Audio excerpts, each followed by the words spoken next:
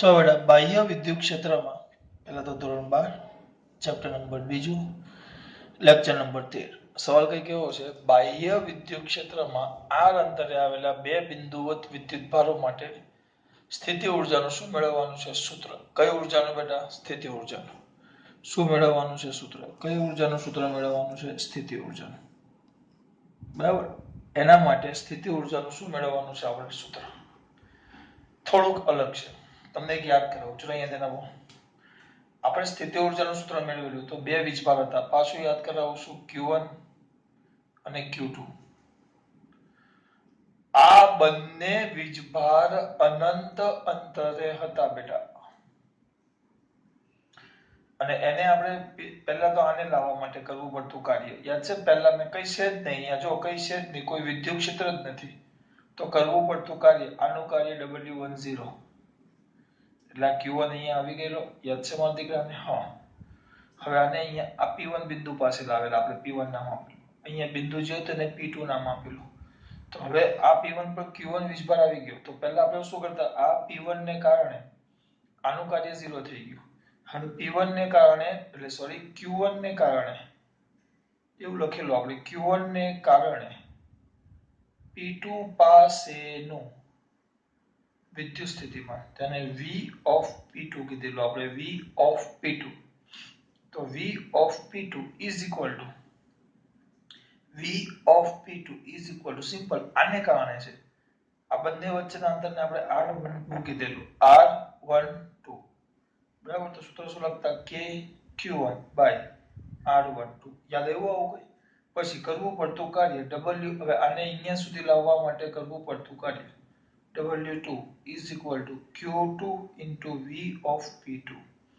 જે વીજભારને આપેલા બિંદુ સુધી લાવવાનો એક કાર્ય એટલે કઈ નહીં, એ બિંદુનું વિદ્યુત સ્થિતિમાન આપણને ખબર હોવી જોઈએ. કારણ કે એ બિંદુનું વિદ્યુત સ્થિતિમાન એટલે એકમ ધન વીજભારને ત્યાં લાવવા માટે કરવું પડતું કાર્ય. તો આપણે આવું લખેલું. પછી છેલ્લે કિંમત મળેલી આપણને K. ચલો મૂકો Q2 અને આની કિંમત મૂકો KQ1 by R12. આ તમારો જવાબ. આ કયું હતું? આ બે ની સ્થિતિ ઊર્જા. બે, બીજું કોઈ છે જ નહીં જો આના સિવાય. પણ હવે શું કહે છે અહીંયા? એક બાહ્ય એક્સટર્નલ, આ જો બાહ્ય વિદ્યુત ક્ષેત્ર આ મેન છે. બાહ્ય વિદ્યુત ક્ષેત્રમાં એટલે કોઈ એક્સ્ટ્રા વિદ્યુત ક્ષેત્ર છે. કોઈ છે, ખબર નહીં કયું છે, નક્કી નથી. તો પહેલા અહીંયા ધ્યાન આપો. આપણે બે બિંદુ લઈ લઈએ. ધારો કે યમાક્ષનું ઉગમ બિંદુ કયું છે? O. જ્યાંથી બે બિંદુઓ છે. તો આ જે બે બિંદુઓ છે તે બે બિંદુઓના સ્થાન સદિશ અનુક્રમે અથવા બે બિંદુઓના અંતરો ઉગમ બિંદુ કેટલા છે? R1 અને R2 હોય. અંતરો કયા છે બેટા? R1 અને R2. આ બે બિંદુઓના અંતરો કયા છે? R1 અને R2. હવે આપણે જે પેલા વખતે કરેલું એ જ બેટા, એ જ વસ્તુ. કયા? આ Q1 અને આ Q2. આ બંને કયા અંતરે છે? અનંત અંતરે.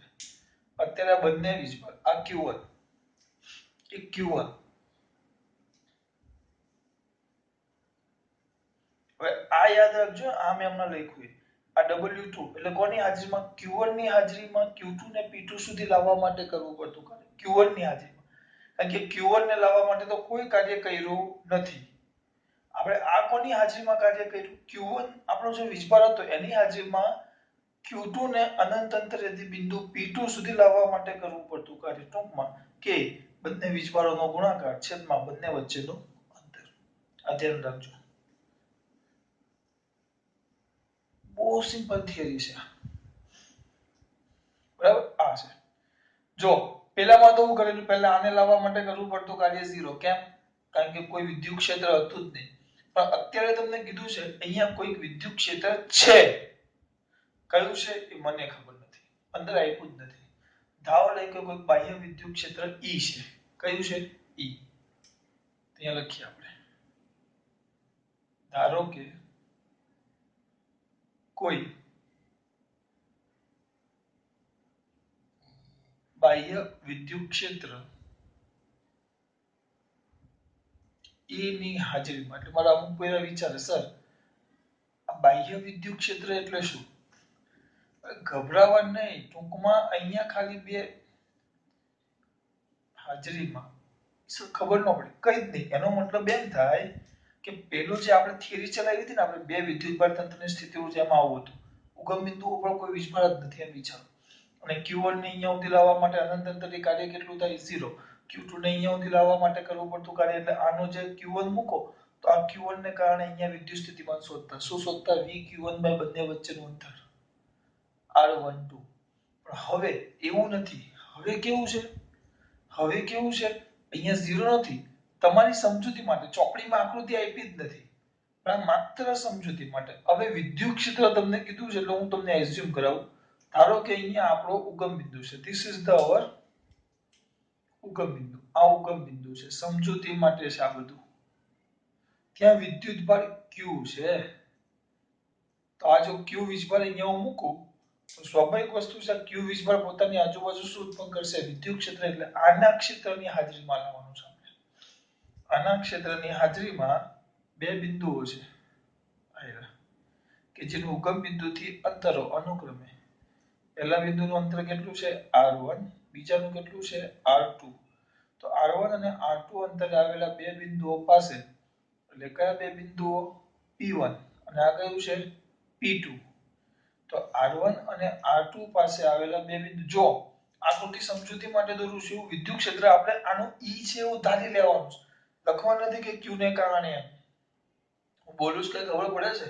ચલો તો ધારો કે બાહ્ય વિદ્યુત ક્ષેત્રની હાજરીમાં, એટલે એવું વિચારવાનું કે અહીંયા Q છે ને પોતે ક્ષેત્ર હાજર ઉત્પન્ન કરે છે.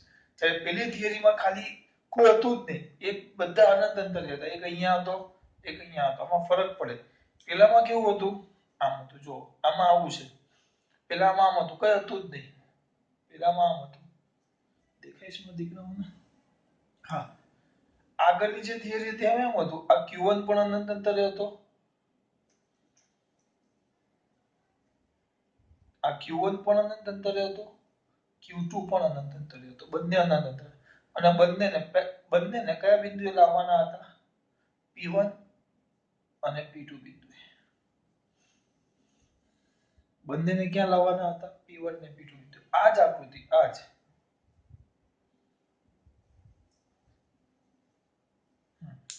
આ જ આકૃતિ બેટા. અને અહીંયા જો ચાર્જ હતો, જ્યારે અહીંયા ખાલી ઉગમ બિંદુ O હતું. આપણે આ બે બિંદુએ લાવવાના છે. કયા બે બિંદુ? P1 અને P2. તો આમાં ફરક શું પડ્યો? આમાં કોઈ ત્રીજો વીજભાર છે કે જ્યાંથી આપણા આ બે વીજભારો કયા બેટા? Q1 અને Q2 જે અનંત અંતરે છે એને અહીંયા સુધી લાવવાના છે. અને આમાં આપણે જે ભણ્યા હતા ને આગળ, આપણે જે આગળ ભણ્યા હતા એ આ હતું બેટા. હવે આ ભણવાનું છે. બહુ ટેન્શન નથી લેવાનું. ધારો કે બાહ્ય વિદ્યુત ક્ષેત્રનું નામ આપી દઈએ. ક્ષેત્ર કોણ બેટા?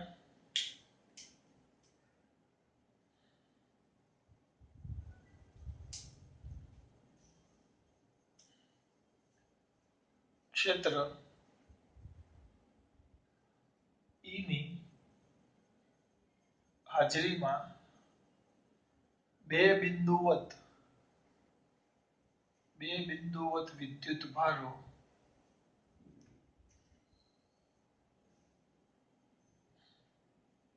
Q1 અને Q2 ને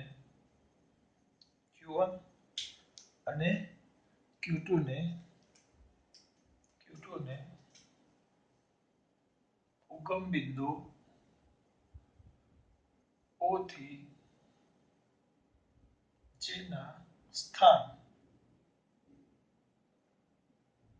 અનુક્રમે R1 અને R2 હોય તેવા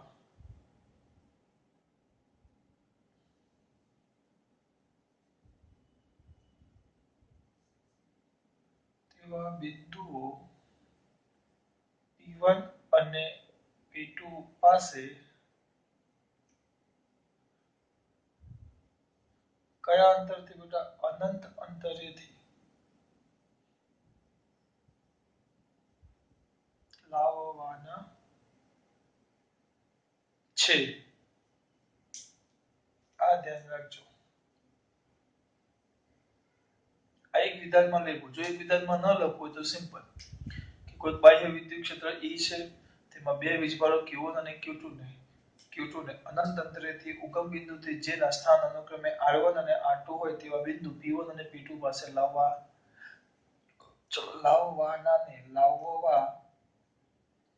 માટે થતું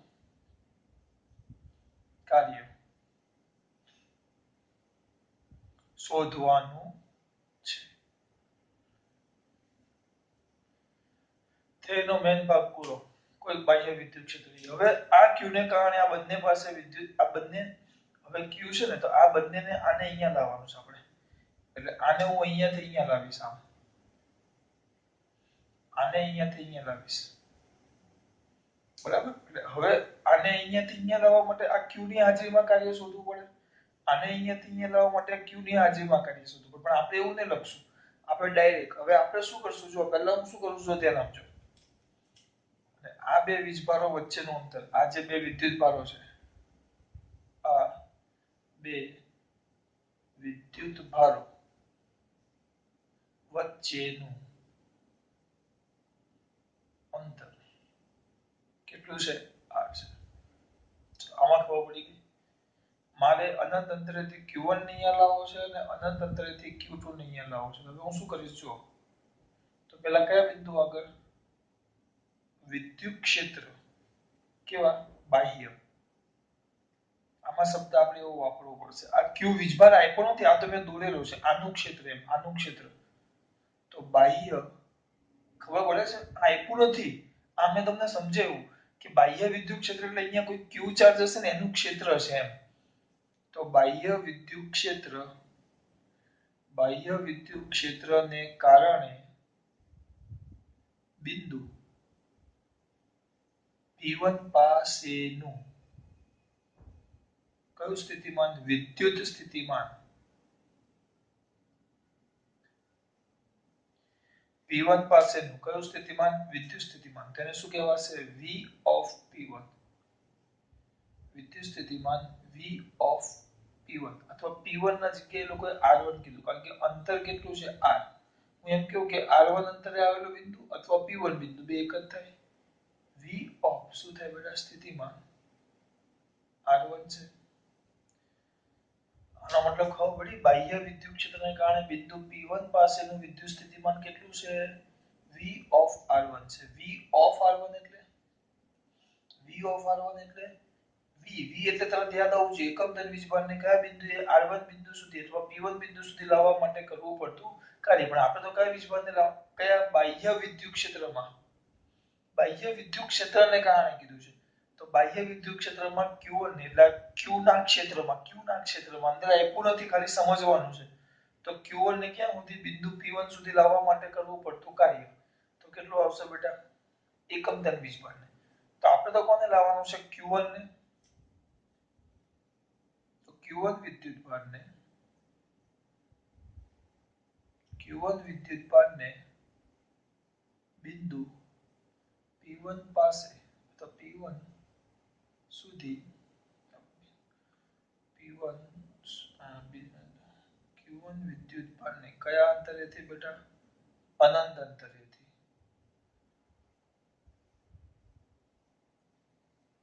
બિંદુ P1 પાસે લાવવા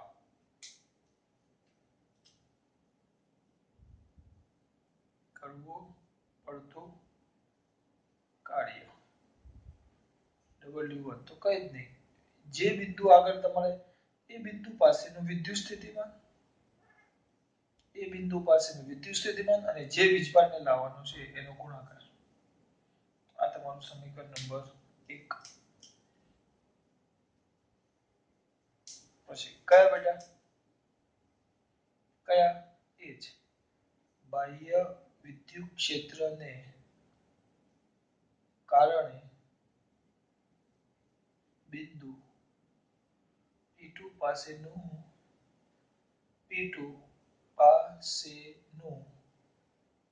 કયું સ્થિતિમાન? વિદ્યુત સ્થિતિમાન.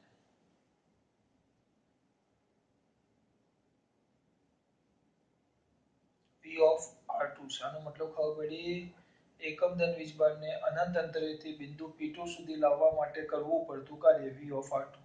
V એટલે એકમ ધન વીજભારને અનંત અંતરેથી આપેલા બિંદુ એટલે P2 સુધી લાવવા માટે કરવું પડતું કાર્ય. આપણે એકમ ધન વીજભાર નથી લાવવાનું, આપણે Q2 લાવવાનું છે. તો કોને અહીંયા લખશું આપણે, કોને તો Q2 ને.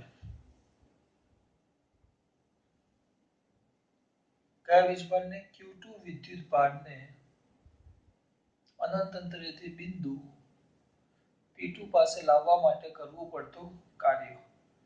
તો W2 કઈ જ નહીં, વિદ્યુતભાર ગુણ્યા એ બિંદુ પાસેનું વિદ્યુત સ્થિતિમાન V of R2,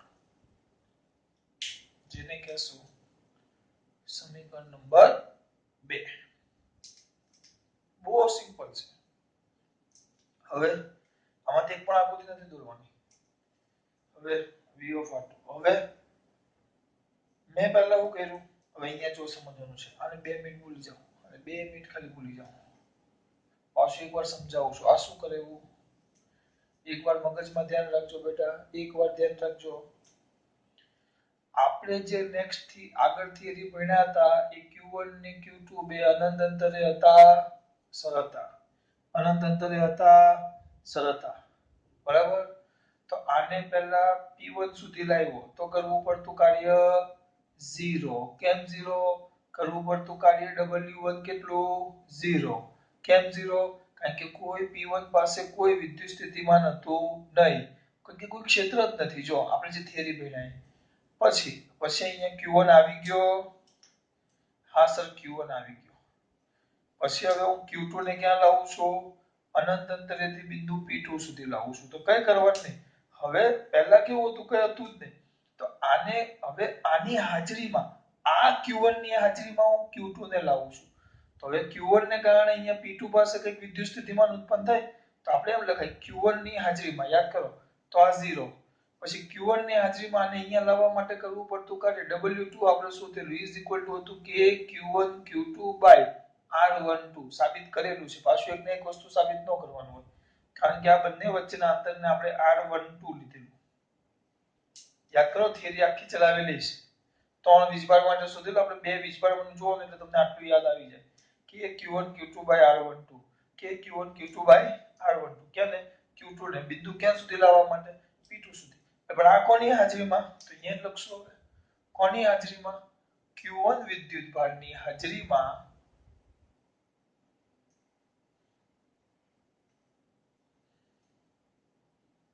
Q2 વિદ્યુતભારને કયા અંતરેથી બેટા? અનંત અંતરેથી. અનંત અંતરેથી ક્યાં સુધી? બિંદુ P2 સુધી લાવવા માટે કરવું પડતું કાર્ય. તો W3 is equal to K Q1 Q2 by R. આ R12 હતું, પણ અહીંયા બંને વચ્ચેનું અંતર કેટલું છે? એટલે કે આમાં કાર્ય કેટલું થાય? જો ક્ષેત્રની ગેરહાજરી હોય, ક્ષેત્રની ગેરહાજરી તો સીધું આ જ આવે છે, આપણે આગળ ભણી ગયા. પણ ક્ષેત્રની હાજરીને કારણે પહેલાને લાવવા માટે પણ કાર્ય કરવું પડે, બીજાને લાવવા માટે પણ કાર્ય કરવું પડે. એટલે જો આમ થાય, આમાં ખાલી આને લાવો તો કાર્ય નથી કરવું, આને લાવો હોય તો આની હાજરીમાં કાર્ય કરવું પડે. પણ હવે ક્ષેત્રની હાજરીમાં વિચારો, અહીંયા કોઈ Q છે, તો મારે Q1 ને લાવવો હોય, Q1 ને અહીંયા લાવવો હોય તો આની હાજરીમાં કાર્ય કરવું પડે. Q2 ને લાવવો હોય તો Q2 ને આની હાજરીમાં લાવવા માટે પણ કાર્ય કરવું પડે. એટલે આયલું જો W2, અને આની હાજરીમાં લાવવા માટે પણ કાર્ય કરવું પડે. એ આયલું. પહેલા આને Q ની હાજરીમાં લાવવા માટે કરવું પડતું કાર્ય W1. Q2 ને Q1 ની હાજરીમાં, Q2 ને Q ની કેપિટલ Q ની હાજરીમાં લાવવા માટે કરવું પડતું કાર્ય W2. પણ હવે Q2 જ્યારે આવે ત્યારે Q પણ હાજર છે અને સ્મોલ q1 પણ હાજર છે. તો આ q1 ની હાજરીમાં આને લાવવા માટે કરવું પડતું કાર્ય.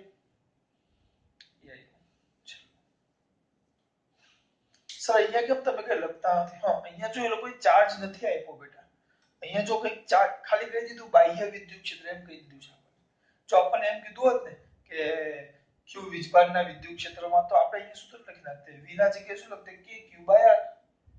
કારણ કે આ અંતર આવે તો કે q બાય આ બંને વચ્ચે આ બિંદુનું આ વીજભારથી અંતર r1 કે q બાય r2 પણ અહીંયા એવું આપણને આપ્યું નથી એટલે આપણે શું લખીએ કે r1 અંતર એટલે કે p1 બિંદુ પાસેનો વિદ્યુત સ્થિતિમાન, r2 અંતર એટલે p2 પાસેનો વિદ્યુત સ્થિતિમાન. આકૃતિ છે જ નહીં. આ સમજવાનું છે શું ફરક પડ્યો. અમુકને એમ થાય કે સર બે વીજભારને લાવવા માટે કરવું પડતું કાર્ય તો તમે આ ચલાવ્યું હતું. હવે આ વસ્તુ નવા ધાંધિયા ક્યાં કર્યા? ધાંધિયા નથી કર્યા. ત્યારે કોઈ ક્ષેત્ર હાજર નહોતો, હવે ક્ષેત્ર હાજર છે. એનો મતલબ એમ કે ત્રીજો ચાર્જ હાજર છે જે વિદ્યુત ક્ષેત્ર ઉત્પન્ન કરે. તો કુલ કાર્ય અહીંયા લખી નાખું છું આ બાજુ તો થતું આ માટે થતું કુલ કાર્ય W is equal to W1 plus W2 plus W3 W1 બોલો Q1 V of R1 plus Q2 V of R2 plus K Q1 Q2 by R. આ ક્ષેત્રની હાજરીમાં જે બે વિદ્યુત ભારોના તંત્રમાં કયા સ્વરૂપે બેટા સ્થિતિ ઊર્જા સ્વરૂપે શું પામે? સંગ્રહ પામે.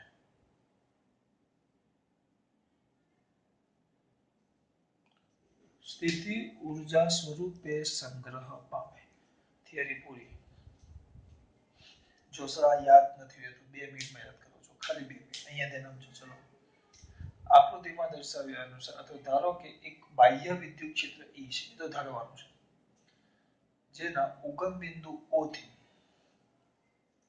જો અહીંયા સુધીનું કેમ લખાય છે તમને ખબર નહીં પડશે. ઉગમ બિંદુ O થી, ઉગમ બિંદુ O થી, બરાબર. હું કેવી રીતે યાદ રાખું? ઉગમ બિંદુ O થી, ઉગમ બિંદુ O થી જેના સ્થાન R1 અને R2 હોય તેવા બે બિંદુઓ P1 અને P2 પાસે, બરાબર. બે બિંદુઓ વીજભારો કયા? Q1 અને Q2 ને અનંત અંતરેથી P1 અને P2 સુધી લાવવા માટે કરવું પડતું કાર્ય શોધવાનું છે. વાક્ય રચના બદલાઈ ગઈ પણ વસ્તુ જ બદલાની. તમે છે ને આને 5 વાર ગોખો. આ જ વિધાન ગોખું ને હું વાંચું. ચલો ઉગમ બિંદુઓ છે જેની અનુલક્ષીને બે બિંદુઓ P1 અને P2 છે જેના સ્થાન અનુક્રમે R1 અને R2 છે. બે બિંદુ દ્વિધ્રુવો Q1 અને Q2 ને અનંત અંતરેથી P1 અને P2 સુધી આ બાહ્ય વિદ્યુત ક્ષેત્ર E ની હાજરીમાં લાવવા માટે કરવું પડતું કાર્ય શોધવાનું છે. અને આ બંને વીજભારો વચ્ચેનું અંતર આ છે. અહીંયા સુધી તમે પહોંચી ગયા. મેં નાખો પકડો. પછી કાંઈ નહીં. ચલો અહીં વિદ્યુત ક્ષેત્ર છે તો બાહ્ય વિદ્યુત ક્ષેત્રને કારણે P1 પાસેનું વિદ્યુત સ્થિતિમાન V of P1 અથવા V of R1 અને V of R1 એટલે એકમ વીજભારને લાવવું હોય તો V કામ કરવું પડે. તો આપણે તો કરવું પડતું કાર્ય W1 બરાબર Q1 into V of R1. પછી બાહ્ય વિદ્યુત ક્ષેત્રને કારણે P2 પાસેનું વિદ્યુત સ્થિતિમાન V of R2 એટલે કે એકમ ધન વીજભારને અનંત અંતરેથી P2 સુધી લાવવાનું. આપણે એકમને નથી લાવવાનું, આપણે Q2 ને લાવવાનું છે. તો Q2 માટે લખશું દીકરાઓ કોના માટે? Q2 તો Q2 into V of R2 અને P1 ની હાજરીમાં, હવે અહીંયા Q1 હતો તો Q1 ની હાજરીમાં Q2 ને લાવવા માટે અહીંયા મેં તમને સમજાવ્યું આકૃતિમાં. Q1 ની હાજરીમાં Q2 ને લાવવા માટે કરવું પડતું કાર્ય તો કે Q1 આ કેમ આવ્યું એ નહીં પૂછતા. તો આપણે આખી થિયરી સાબિત કરી. બાહ્ય વિદ્યુત ક્ષેત્રની ગેરહાજરીમાં અને બાહ્ય વિદ્યુત ક્ષેત્રની હાજરીમાં. આ સૂત્ર યાદ રાખજો. હમણાં જ દાખલો કરાવવાનો. મને યાદ નથી, ઉદાહરણ નંબર જોઈ લો. આ બેઠું સૂત્રનું કામ કરવાનું છે. આ તમારું અગત્યનું સૂત્ર છે.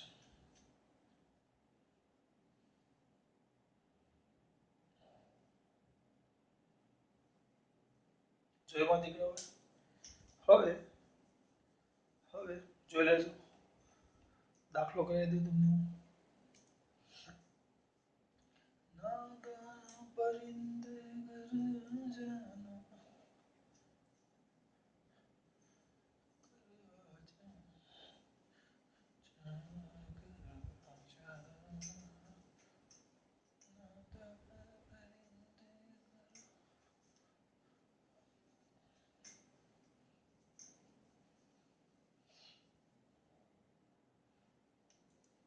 give me the 1 minute for the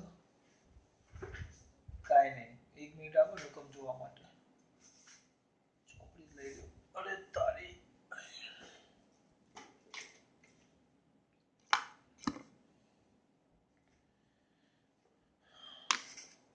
નડતું નથી ને વચ્ચે 1 મિનિટ બેટા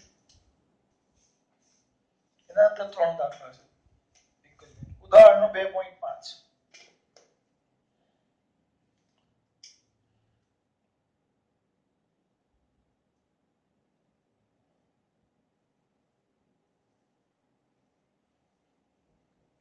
પહેલું આવ્યું છે એ એમાં a b c 3 છે 9 સેમી 0 0 સ્થાને રહેલા બે વિદ્યુતભારો અનુક્રમે જો એટલે બે આપેલા છે એક r1 આપેલું છે r1 બરાબર -9 સેમી 9 0 0 સેમી r2 આ ખરેખર આ સ્થાન આપેલું છે 9 0 0 સેમી બે આપેલા છે અને બે સ્થાને રહેલા બે વિદ્યુતભારો પણ તમને આપેલા છે અનુક્રમે એક આપેલું છે q1 એ આપેલું છે 7 માઇક્રોકુલમ એટલે થાય બેટા 7 ગુણ્યા 10 ની -6 ઘાત કુલમ q2 આપેલો છે -2 માઇક્રોકુલમ -2 ગુણ્યા 10 ની -6 ઘાત કુલમ હું 7 બોલ્યો કેમ સોરી -6 ઘાત કુલમ તો તંત્રની વિદ્યુત સ્થિતિ ઊર્જા શોધો તંત્રની વિદ્યુત સ્થિતિ ઊર્જા શોધો ચોખ્ખા શબ્દમાં કીધું છે બાહ્ય ક્ષેત્ર વિના તંત્રની બે વીજભાર આપેલા છે તો તમને કીધું છે તંત્રની લખું છું ક્યાં બાહ્ય ક્ષેત્રની ક્ષેત્ર વિના ક્ષેત્ર પાછું વિદ્યુત ક્ષેત્ર નકર ચુંબકીય ક્ષેત્ર આવે તો બાહ્ય વિદ્યુત ક્ષેત્ર વિના તંત્રની શું શોધવાનું કીધું છે સ્થિતિ ઊર્જા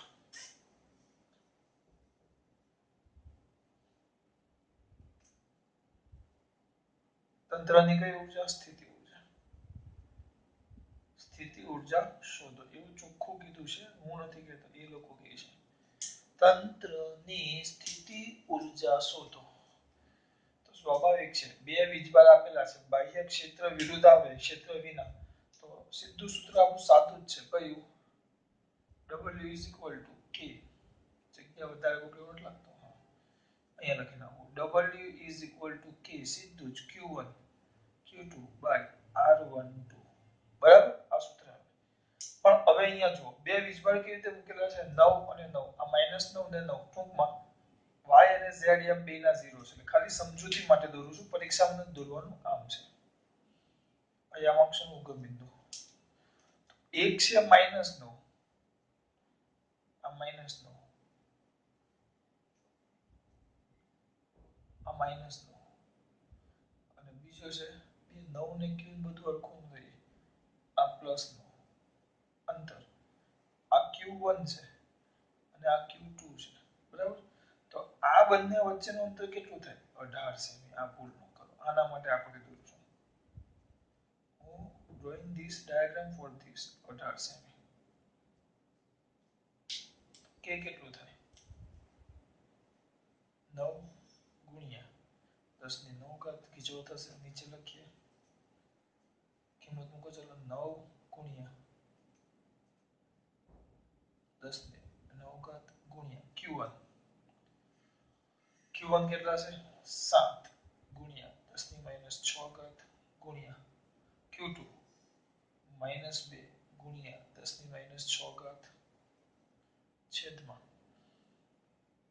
બંને વચ્ચેનું અંતર 18 સેમી એટલે આ 18 સેમી થાય અહીંયા મારે લખવું પડશે આના પરથી તમે શોધી શકો કે R12 બરાબર 18 સેમી એટલે કે 18 ગુણ્યા 10 ની -2 ઘાત મીટર કેટલા આવશે બેટા 18 ગુણ્યા 10 ની -2 ઘાત હવે આ બધું તમારે સેટિંગ કરવાનું છે સેટિંગ કઈ નહીં ઉડી જશે. જો આ 9 દુ 18, બે બે પણ ગયા, તો વધુ કઈ નહીં, 7 જ વધે છે.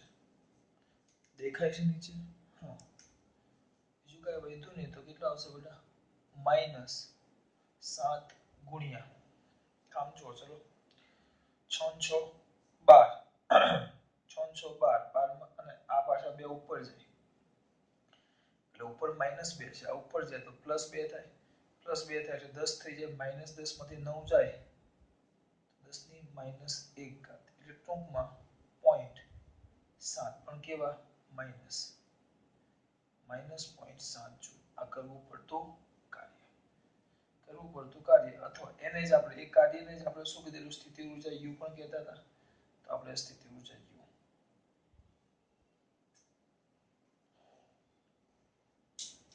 આ તમારી સ્થિતિ ઊર્જા શું આવી બેટા? U. કઈ ઊર્જા? સ્થિતિ ઊર્જા આવી ગઈ. પછી શું કીધું છે?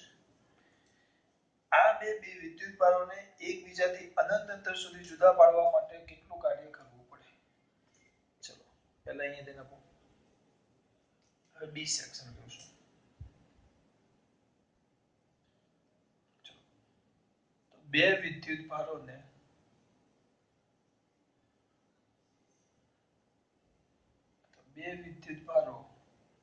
પહેલા તો કેટલા અંતરે? આ અંતર 18 સેમી ના અંતરે છે, અને આર જ કેવું ને? આર. તો આ આર કેમ? R12 જગ્યાએ બે વિદ્યુત ભારો આર અંતરે હોય ત્યારે કઈ ઊર્જા બેટા? સ્થિતિ ઊર્જા. તમે હમણાં જ શોધી, U ઓફ R, આ બાજુમાં જ શોધી છે આપણે. તો ઇઝ ઇક્વલ ટુ કેટલી છે? -7 ગુણ્યા 10 ની -1, અથવા ખોટું લાંબુ નથી કરવું, 0.7 જૂલ. આ કેટલા અંતરે હોય? આ અંતરને મેં R નામ આપ્યું ભાઈ. R12 આપો તો એ ચાલે, પણ મેં R લખ્યું કે અહીંયા R લખવું હતું એટલે મારે. હવે તો બે વિદ્યુત ભારો કયા અંતરે હોય બેટા? અનંત અંતરે હોય. અનંત અંતરે હોય ત્યારે કઈ ઊર્જા? ત્યારે સ્થિતિ ઊર્જા. તો U of infinite, U of infinite, તો ઇઝ ઇક્વલ ટુ, યાદ કરો, U ઓફ ઇન્ફાઇનાઇટ. તો સૂત્ર ડાયરેક્ટ લખો, K Q1 Q2 by infinite આવે. અહીંયા જો બંને વચ્ચેનું અંતર r હતું તો K Q1 Q2 by r આવ્યું. હવે બંનેને મારે ક્યાં લઈ જવા છે? અનંત અંતરે. તો સૂત્ર શું આવશે? K Q1 Q2 by infinite. તો ઇન્ફાઇનાઇટ ની કિંમત મૂકવાની છે. ઇન્ફાઇનાઇટ ની કિંમત મૂકવાની ન હોય બીજી, કારણ કે કોઈના પણ છેદમાં અનંત, તો કરવું પડતું કાર્ય કેટલું થઈ જાય? 0. આવ્યું? એટલે r અંતરે હોય તો સ્થિતિ ઊર્જા કેટલી? આટલી. અનંત અંતરે તો સ્થિતિ ઊર્જા કેટલી? આટલી. તો હવે લખી નાખવાનું કે બે બિંદુવત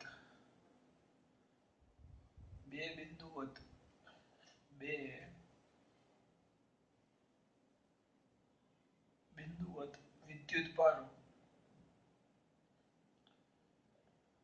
Q1 અને Q2 ને r અંતરેથી કયા? અનંત અંતરે લઈ જવા માટે કરવું પડતું કાર્ય. તો શું આવશે? W. W તો કાંઈ જ નહીં, બંને સ્થિતિ ઊર્જાનો બાદબાકી કરી નાખવાની. તો આ 0 minus -0.7 is equal to 0.7 joule. અમુકને આમાં ખબર ન પડી છે બાદબાકી કેમ કરી, જો સમજાવું. હું અહીંયા જમીન પર છું અને આ બિલ્ડિંગ છે. This is the one building. હું અહીંયા જમીન પર ઊભો છું. જ્યારે હું જમીન પર હોઉં ત્યારે મારી પાસે ઊર્જા 100 જૂલ છે, અને આ બિલ્ડિંગ 100 જૂલ નહીં 1000 જૂલ છે. આ બિલ્ડિંગ 50 માળની છે, 50 માળ. કેટલા માળ છે? 50 માળ. હું એના ટેરેસ પર આવી જાઉં છું. ચાલતો ચાલતો દાદર ચડી ચડીને ટેરેસ પર આવી ગયો અને મારી પાસે હવે ઉર્જા વધી માત્ર 1 જૂલ. તો અહીંયા મારી પાસે કેટલી ઉર્જા હતી? 100 જૂલ. અહીંયા કેટલી હતી? 1 જૂલ. તો અહીંયાથી આવું એટલે નીચે તળિયેથી ધાબા પર આવવા માટે કેટલી મેં ઉર્જા ખર્ચી? તમે તરત જ કહેશો સર 999 ખર્ચાણી. 999. કેમ? તમે કઈ તરત જ કહેશો કાંઈ ન કહી. અહીંયા જેટલી હતી એમાંથી અહીંયા બાદ કરું તો મને જવાબ મળી જાય. તો સ્વાભાવિક છે જ્યારે બે આડ અંતરે હતા ત્યારે ઉર્જા કેટલી હતી? 0.7 જૂલ. અનંત અંતરે હતા તો કેટલી થઈ ગઈ? 0. તો 0.7 માંથી 0 થઈ ગઈ એટલે એ ઉર્જા ક્યાં ગઈ? એને દૂર લઈ જવા માટે કાર્ય કરવામાં ખર્ચાઈ ગઈ. તો આ રીજો મેં શું કર્યું? જમીન પર આટલી, ધાબા પર આટલી, તો ધાબા માઈનસ જમીનની ઉર્જા બાદ ધાબા પરની ઉર્જા માઈનસ જમીન પરની ઉર્જા કરો તો આ ચડવા માટે કરવું પડતું કાર્ય મળી જાય. તો શું આવશે? અહીંયા મેં શું કર્યું? અનંત અંતરે લઈ જવું છે તો અનંત અંતરે ઉર્જા માઈનસ આ અંતરે ઉર્જા કરશો તો આ અંતરેથી અનંત અંતરે લઈ જવા માટે કરવું પડતું શું આવી જાય? આ બે ભાગ. હજી ત્રીજો ભાગ બાકી છે, ચિંતા નહીં કરો. આ simple R1 R2 Q1 Q2 આપેલા.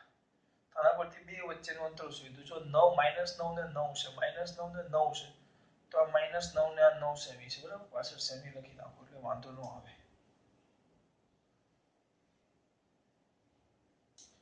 એટલે બંને વચ્ચેનું અંતર કેટલું થઈ ગયું? 18. જેને આપણે કેવું નામ આપ્યું છે? R.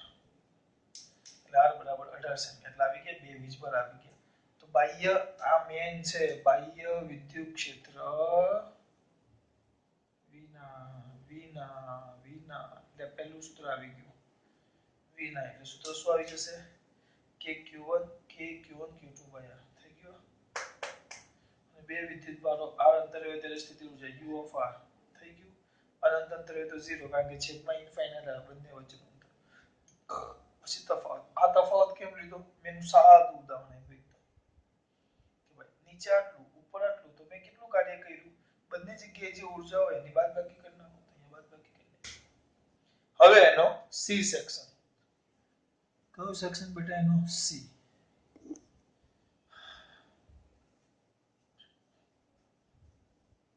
ડસ્ટર છે મજા આવે. આપણે પોતા જ હારા. ક્લિયરિટી ઓછી આવે ડસ્ટર.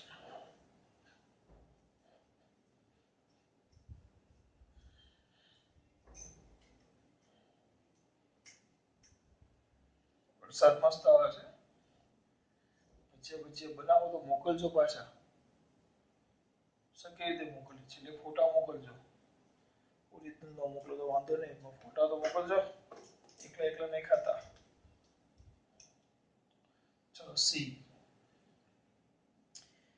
બે વિદ્યુતભારોના તંત્રનું બાહ્ય વિદ્યુત ક્ષેત્ર જો આપ્યું.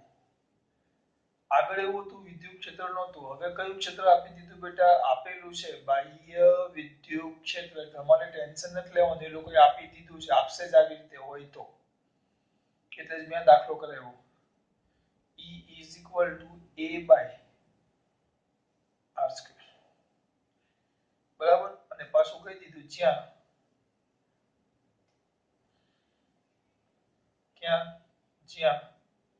A બરાબર કિંમત પણ આપેલી છે 9 × 10⁵ પ્લસ ન્યૂટન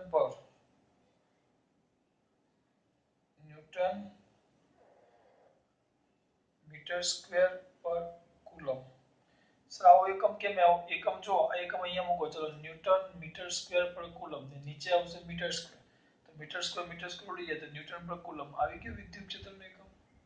અમને ખબર નહીં પડશે. જો એના જગ્યાએ કિંમત મૂકો. એના જગ્યાએ તો શું આવશે? ન્યૂટન મીટર સ્ક્વેર પર કુલમ છેદમાં r ના જગ્યાએ મૂકો r સ્ક્વેર તો મીટર સ્ક્વેર તો આ ઉડી ગયા.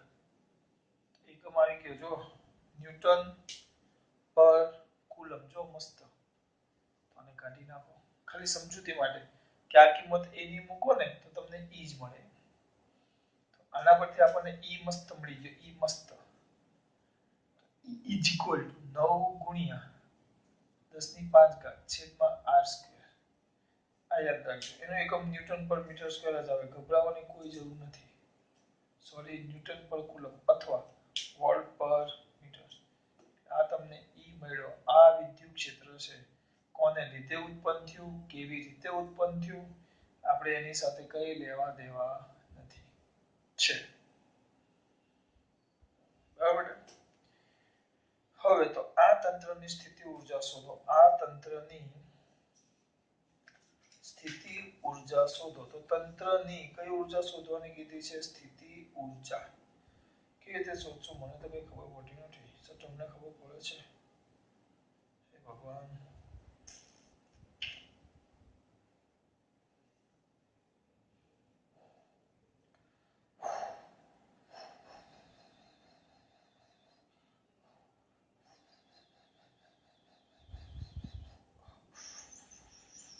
ચલો આમાં તો કઈ લાંબુ નથી આપ્યું, ટૂંકમાં આપ્યું છે. આપણે ડાયરેક્ટ સૂત્ર મેળવેલું યાદ હોય તો બાહ્ય વિદ્યુત ક્ષેત્રમાં તંત્રની કોના મારા કે તમારા બે વિદ્યુત ભારના તંત્રની કઈ ઊર્જા? સ્થિતિ ઊર્જા. એક કામ કરીએ, અંદર જોયું મને કઈ ખબર ન પડી કારણ કે એ લોકો થોડુંક ટૂંકમાં આપી દે. એટલે આપણે સ્થિતિ ઊર્જાનું સૂત્ર આપણે મેળવેલું U is equal to Q1 into V of R1 plus Q2 into V of R2 બરાબર plus K Q1 Q2 by R12 આ સૂત્ર હતું. હવે આપણી પાસે E છે ને આપણે તો વિદ્યુત સ્થિતિમાન જોઈએ. તો હવે આપણે કદાચ ભણી ગયા E is equal to V by R, V by D, V by L બધું એક જ થાય. સૂત્ર યાદ ના હોય તો હું કેવી રીતે યાદ રાખું? વોલ્ટ પર મીટર એટલે V by R, V પર અંતર V by R. તો from this તો V is equal to ER. તો ER તો E ની કિંમત છે આપણી પાસે 9 ગુણ્યા 10 ની 5 ઘાત છેદમાં R સ્ક્વેર into R. તો આપણને R ગમે જ છે, બધું જ ગમે છે આપણને. તો V is equal to 9 ગુણ્યા 10 ની 5 ઘાત છેદમાં R. તમે એ લખો તો એ ચાલે, એ લખો છેલ્લે એની કિંમત મૂકી દેવાની તો પણ ચાલે.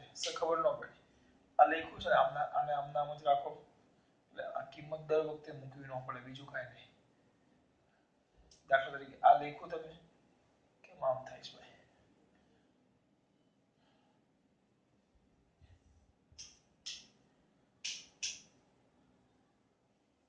પાવર ઝબક ઝબક થાય છે.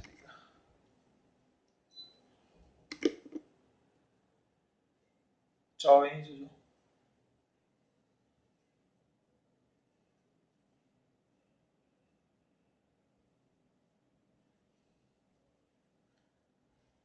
હવે શું છે જોજો. જો આ ઈ આવી ગયો અને એમને જાગો વળી ઈ પછી V is equal to E is equal to the V by R. તો V is equal to the ER. E એટલે A by R square into R. તો is equal to A by R. આ કોણ આવ્યો? V વિદ્યુત સ્થિતિમાન. બસ એટલે આપણે ત્યાં કિંમત મૂકવાની. આને કહી દેવું સમીકરણ નંબર 1. આવ્યો? ચલો કિંમત મૂકવાનું ચાલુ કરી દો.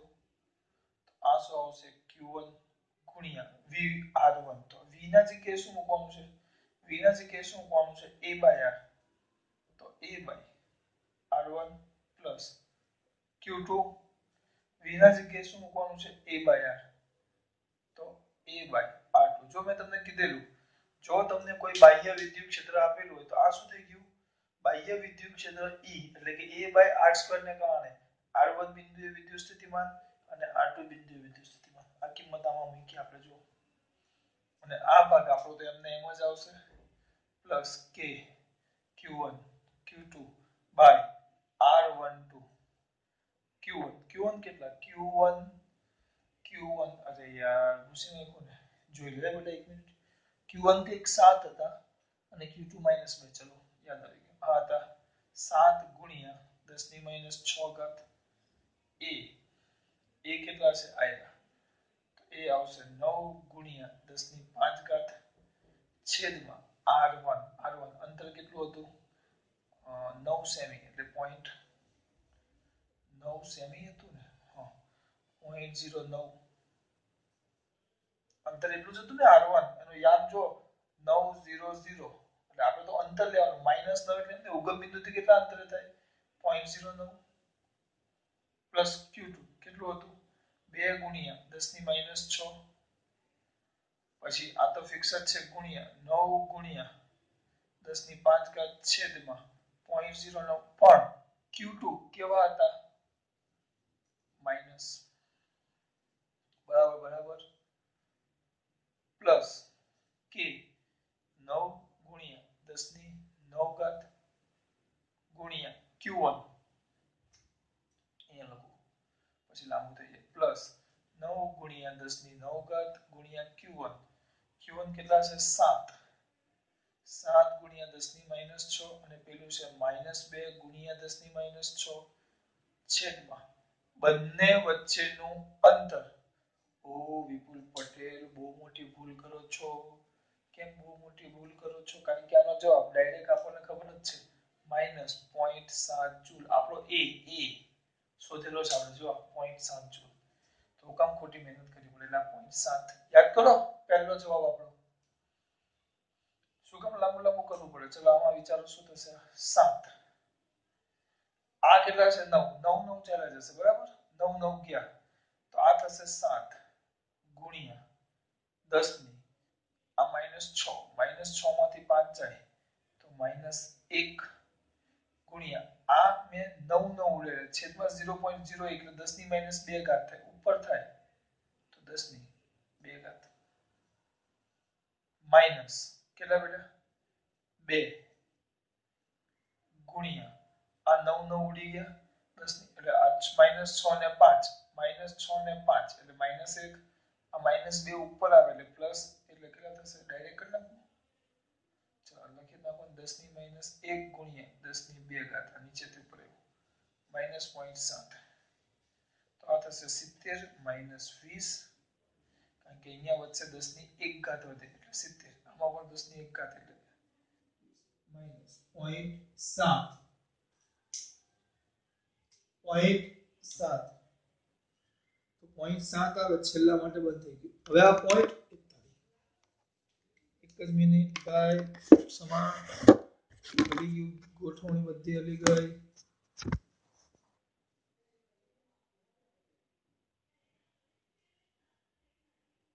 આ કેટલું આ 70 આ 20 આ 0.7 આગળનું બેઠું છે તો 70 20 કેટલા થાય નાના છોકરાને આવડે 50 -0.7 તો 49.3 જૂલ આવી ગયો આપણે ડાયરેક્ટ આ સૂત્ર યાદ રાખવાનું છે આ સૂત્ર જો આપણું કામ થઈ ગયું પછી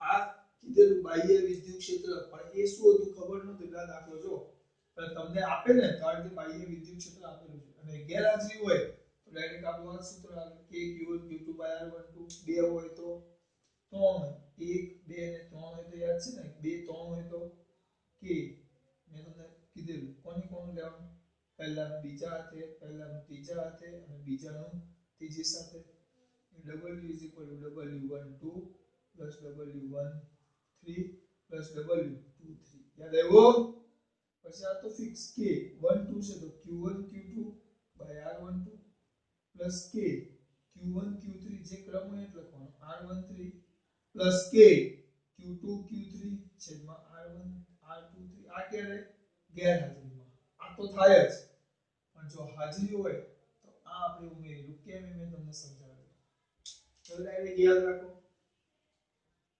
અને આપે જ ચિંતા નહીં કરવાની ખાસ વાત